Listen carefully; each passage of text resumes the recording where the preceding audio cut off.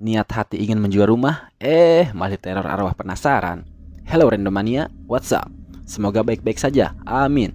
Di video kali ini, saya akan menceritakan alur cerita film Pamali yang dirilis pada tahun 2022. Ingat ya kawan-kawan, ini adalah konten spoiler. Saya ingatkan sekali lagi, ini konten spoiler. Jika kalian suka dengan channel ini, silahkan di subscribe saja, biar kami lebih semangat menceritakan film lainnya. Dan tanpa berlama-lama, kita langsung saja ke pembahasannya. And right now, gas, berangkat!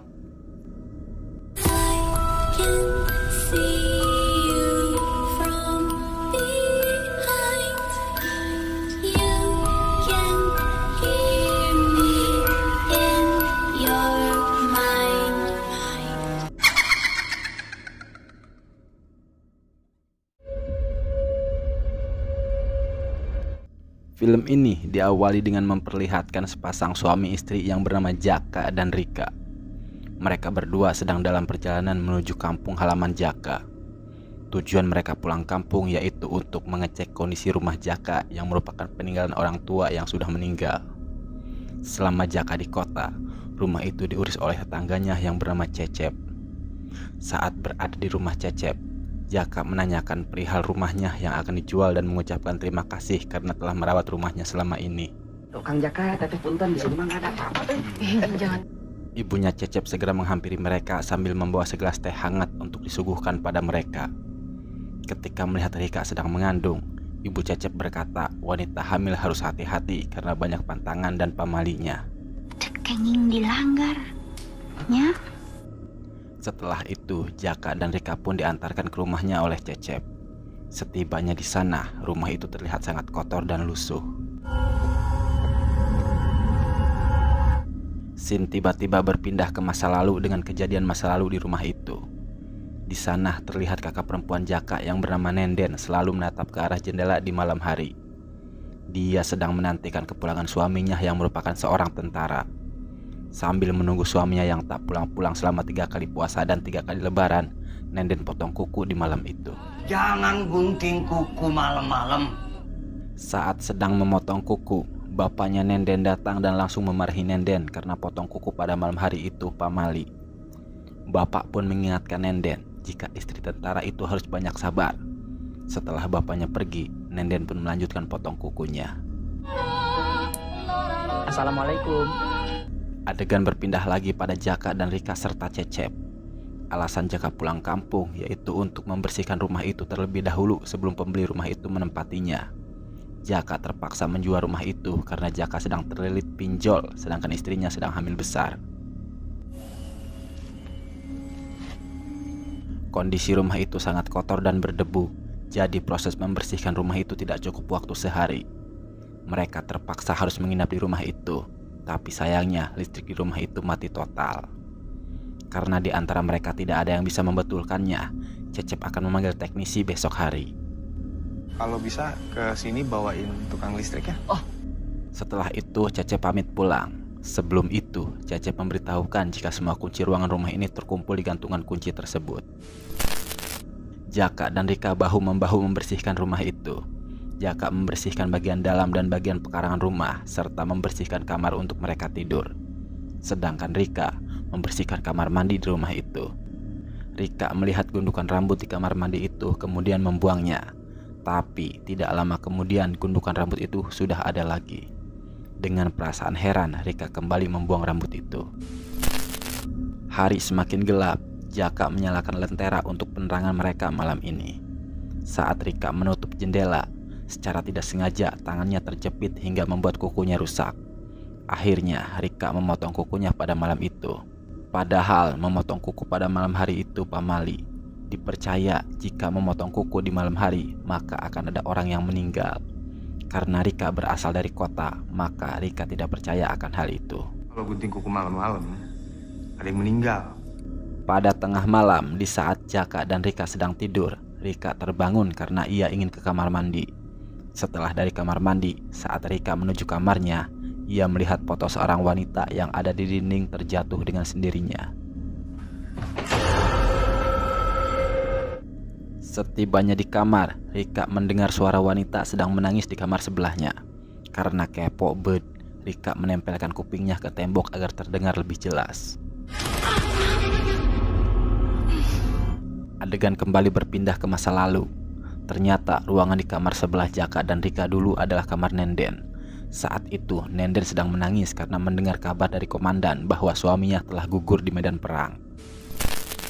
Scene kembali ke masa sekarang. Pagi itu Rika mengajak Jaka untuk cepat-cepat pergi dari rumah ini karena dia mengalami kejadian aneh kemarin malam. Tapi di sisi lain Rika pun penasaran dengan ruangan di sebelah mereka karena ada suara tangisan seorang wanita kemarin malam. Rika meminta Jaka untuk membuka pintu ruangan itu, namun anehnya, di antara banyaknya kunci tidak ada satupun yang pas dengan ruangan itu. Rika pun menyuruh Jaka untuk mencari kunci ruangan itu sampai dapat, karena ia terus kepikiran kejadian semalam.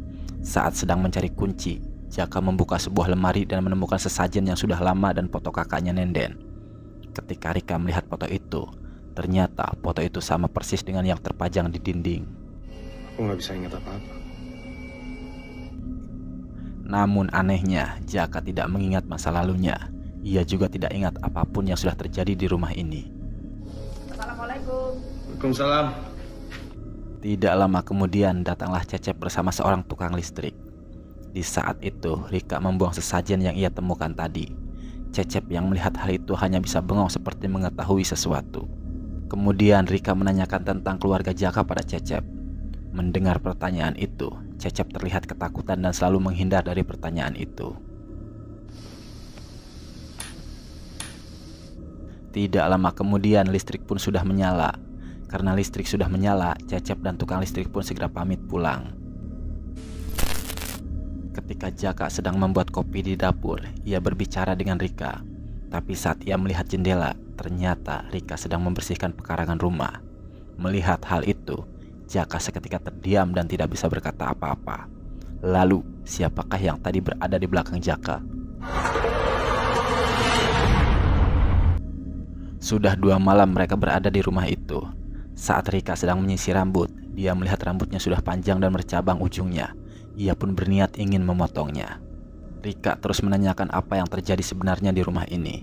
Jaka hanya mengatakan telah terjadi sesuatu yang aneh menimpa Nenden. Dan sekarang kamar Nenden pun tidak bisa dibuka. Scene kembali ke masa lalu. Setelah ditinggal metong oleh suaminya, Nenden menjadi depresi. Terlihat ia pun memotong rambutnya dan hendak keluar rumah karena ingin menunggu suaminya pulang. Sang ibu sangat prihatin melihat kondisi Nenden menjadi seperti ini. Tidak lama kemudian bapaknya Nenden datang dan langsung mengurung Nenden di kamarnya. Adegan kembali ke masa sekarang. Malam itu Rika kembali terbangun dari tidurnya dan melihat Jaka tidak ada di sampingnya. Rika berjalan keluar kamar mencari Jaka. Ternyata Jaka sedang membaca buku yang telah ditulis oleh almarhum ibunya. Dari buku itu, Jaka mulai mengetahui sedikit hal tentang masa lalu keluarganya. Rika pun menghampiri Jaka yang sedang membaca buku itu. Rika mengatakan bahwa ada yang aneh dengan rumah ini dan menanyakan apakah Jaka tidak ingat masa lalunya sama sekali. Jaka berkata bahwa ia hanya ingat kejadian pada saat umurnya 6 tahun. Saat itu Jaka dijemput oleh neneknya ke kota. Padahal Jaka masih ingin tinggal di rumah ini. Keesokan harinya Jaka mencoba mengintip kamar kakaknya dari jendela luar. Saat sedang mengintip, tiba-tiba ada seekor tikus hingga membuat Jaka terkejut dan terjatuh. Hampir saja Jaka tertusuk bambu runcing yang menancap di sana. Tidak lama kemudian datanglah Cecep membawa tukang kunci untuk membuka pintu kamar Nenden. Di sisi lain, Rika sedang memotong rambut di kamar mandi. Setelah memotong rambut, ia pun langsung membersihkan rambutnya. Tapi potongan rambut itu terus terjatuh dari atas. Tiba-tiba Rika melihat penampakan seorang wanita di dalam kamar mandi itu. Sontak saja hal itu membuat Rika kaget dan ngagoak. Ia pun langsung berlari seedan-edannya menemui suaminya. Rika terus mendesak Jaka untuk segera pergi dari rumah ini. Jaka meminta Rika bersabar untuk menunggu 1 hari lagi sampai pembeli rumah ini datang. Setelah itu mereka bisa pergi. Sementara itu Cecep dan tukang kunci telah berhasil membuka pintu kamar Nenden. Jaka langsung masuk ke kamar itu dan melihat ada sebuah rantai yang menempel di dinding. Saat dulu rantai itu dipakai untuk mengikat kaki Nenden karena dia stres terus memikirkan suaminya yang sudah metong. Nenden terus menangis dan berteriak minta dilepaskan, sehingga terpaksa ia harus diikat. Lepaskan! Kemudian datanglah ibunya menghampiri Nenden. Di sana Nenden memohon pada ibunya untuk dilepaskan ikatannya. Ibunya tidak tega melihat anaknya seperti itu. Akhirnya melepaskan rantai yang mengikat kaki Nenden. Kembali ke masa sekarang, Jaka membersihkan kamar Nenden dan melihat sebuah surat di atas meja.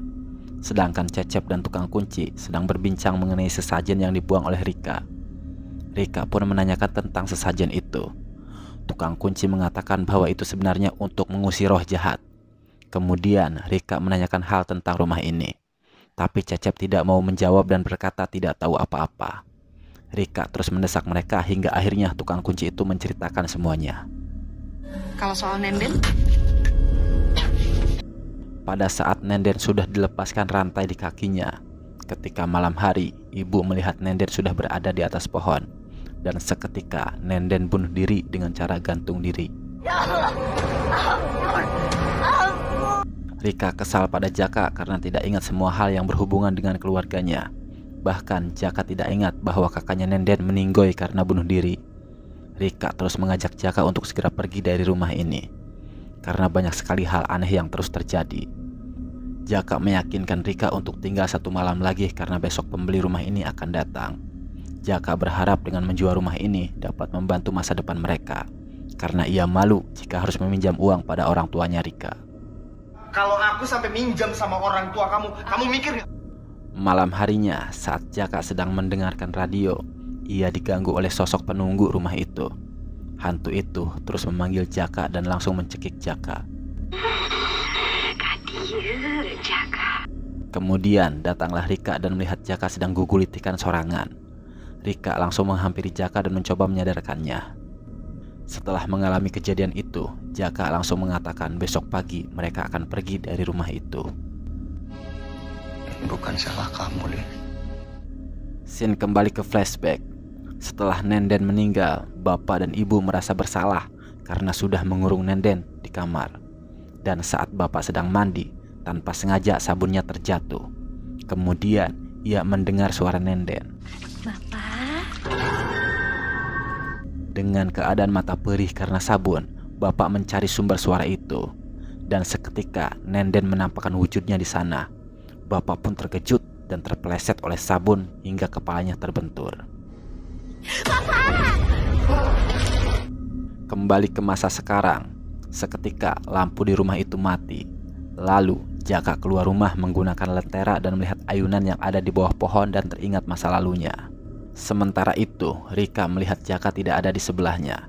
Ia langsung bangun untuk mencari Jaka, tapi sayangnya tiba-tiba pintu terkunci dengan sendirinya. Jaka! Rika terus berteriak memanggil Jaka. Tapi saat Jaka akan masuk ke rumah, pintu di luar pun tertutup dengan sendirinya. Jaka berlari ke belakang untuk masuk rumah. Tapi naasnya Jaka ditajong dan kakinya tertusuk oleh bambu runcing yang menancap di halaman rumah. Jaka kembali mencari jalan dan memecahkan kaca jendela untuk masuk rumah itu. Jaka berkata pada Rika bahwa ia sudah tahu bagaimana cara mengatasi semua teror di rumah ini. Karena ia menemukan catatan milik ibunya. Agar arwah Nenden tenang, mereka harus membacakan sebuah mantra. Tapi sebelum itu, mereka harus mengumpulkan beberapa barang yang tercatat di kertas itu. Barang tersebut adalah kopi, batok kalapa, boneka, kemenyan, dan baju pengantin. Baju pengantin. Waktu dulu ibunya pernah mencoba mengumpulkan semua benda yang bisa membuat arwah Nenden tenang. Akan tetapi ibunya kurang satu benda lagi, yaitu baju pengantin. Akhirnya ibu tidak dapat membacakan mantra untuk Nenden, hingga ibunya meninggal dibunuh oleh arwah Nenden. Hal yang sama terjadi pada Jaka dan Rika. Mereka belum menemukan baju pengantinnya, dan Rika pun seperti dirasuki oleh arwah Nenden. Jaka meminta Nenden untuk tidak mengganggu keluarganya. Jangan ganggu keluarga saya. Film kembali ke masa lalu.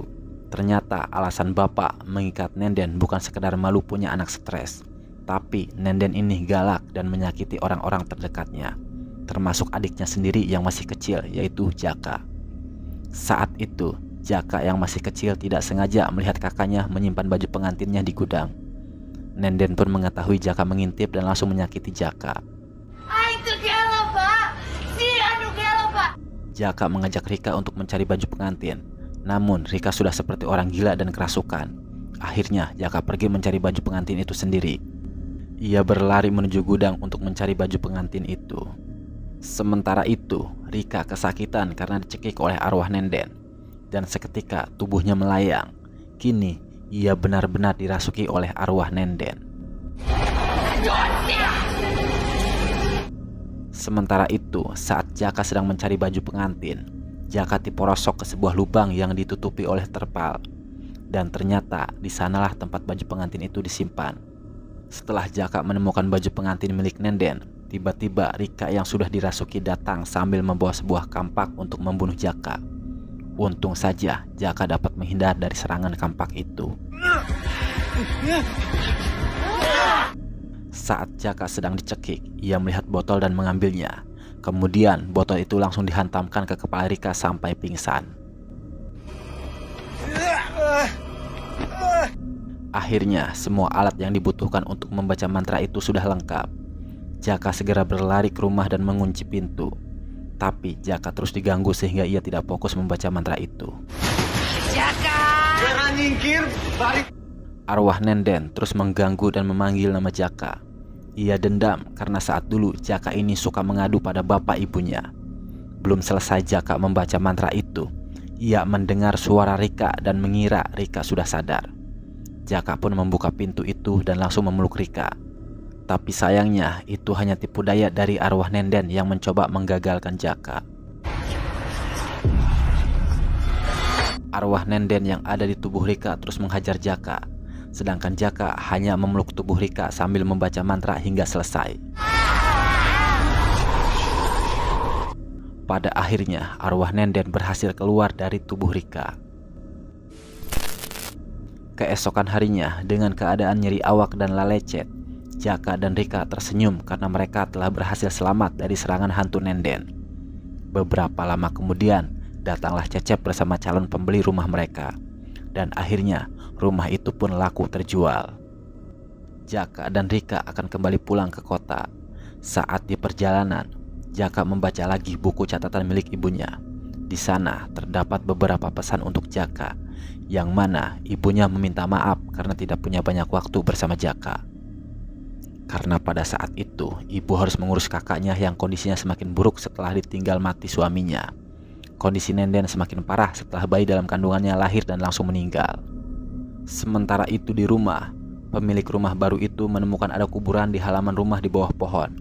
Dan ternyata itu adalah kuburan anaknya Nenden. Dan semua nasib buruk yang terjadi pada Nenden merupakan akibat dari perbuatan Nenden. Karena dia selalu melanggar pamali yang ditentang oleh leluhur mereka. Jaka langsung tertegun dan khawatir karena Rika sering melanggar pamali. Dan apakah hal buruk akan datang kepada mereka? Sebelum melanjutkan perjalanan ke kota, mereka berhenti dulu di rumah Cecep untuk berpamitan pada ibunya Cecep. Saat itu, ibu Cecep melihat ada darah yang keluar dari kandungan Rika. Seketika Rika panik dan film pun selesai. Dan itulah alur cerita film Pamali. Bagaimana? Seru dan menegangkan sekali bukan? Jaka dan Rika mau tidak mau harus mengalami berbagai teror yang mengancam jiwa mereka setelah mereka menempati rumah peninggalan orang tua Jaka. Pesan moral yang bisa diambil dari film ini adalah hargai setiap aturan yang ada di suatu daerah, karena setiap daerah punya pantangan dan aturannya masing-masing. Saya Ede pamit undur diri, salam sehat selalu, sampai jumpa di video selanjutnya. See you and goodbye. Jadi bener ya?